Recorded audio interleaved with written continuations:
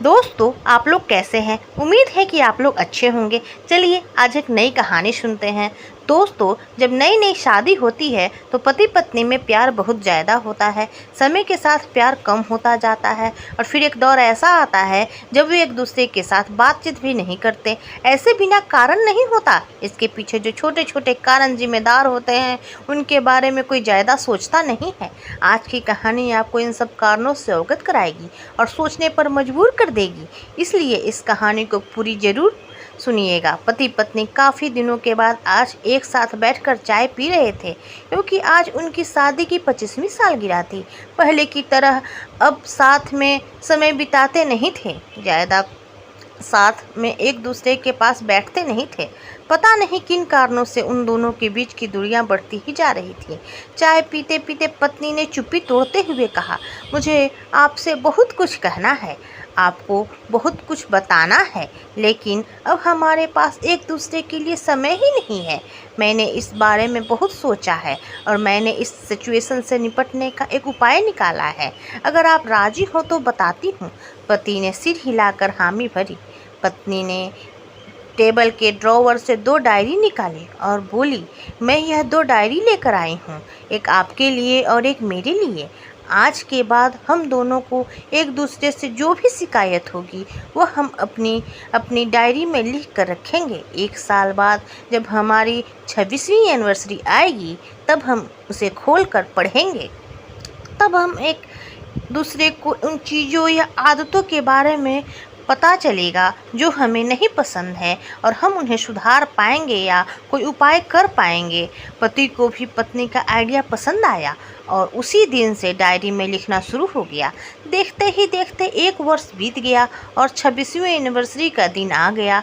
पति पत्नी दोनों ही डाइनिंग टेबल पर बैठकर चाय पी रहे थे और पास में दोनों की अपनी अपनी डायरी रखी हुई थी जो उन्होंने एक दूसरे के साथ बदल दी। चाय खत्म करने के पहले पति ने पत्नी की डायरी पढ़नी शुरू की।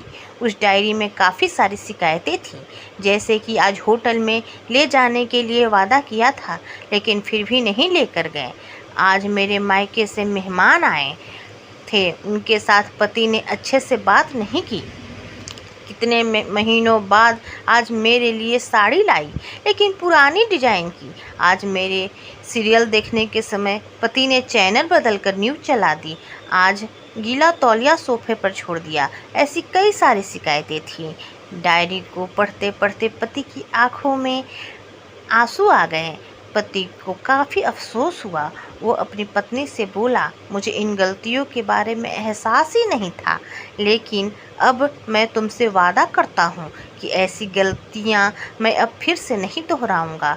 जब पत्नी ने पति की डायरी खोली, पत्नी ने डायरी के कई सारे पन्ने पलटे, लेकिन वह पूरी तरह खाली थे। कहीं पर भी एक शब्द भी नहीं लिखा था। पत्नी बोली, आपने तो डायरी में कुछ लिखा ही नहीं। पति बोला, आखिरी पन्ने में मैंने उसी पर लिखा है। उस पन्ने पर लिखा था, तुमने मेरे लिए और मेरे परिवार के लिए इतने सालों में जो त्याग किए और हम सबको जितना प्यार दिया, उसके आगे मैं तुम्हारे खिलाफ इस डायरी में कुछ भी नहीं लिख सकता। और इससे भी ज़रूरी, मुझे कभी तुम में कोई कमी देखने की इच्छा हुई ही नहीं। ऐसा नहीं है कि तुम में कोई कमी नहीं है, लेकिन तुम्हारे प्यार, समर्पण और त्याग के आगे तुम्हारी कोई भी कमी बहुत छोटी है। मेरी अनगिनत गलतियों को नज़रअंदाज करके तुमने इस कठिन जीवन में मेरे साए की तरह साथ दिया और हमेशा मेरे साथ खड़ी रही। तुम ही बताओ, कोई भी अपने ही साए में दोष निकाले तो निकाले कैसे? अब पत्नी की आंखें नम थी। पत्नी ने पति के हाथ से अपनी शिकायत की डायरी ले ली और उसे जला दिया।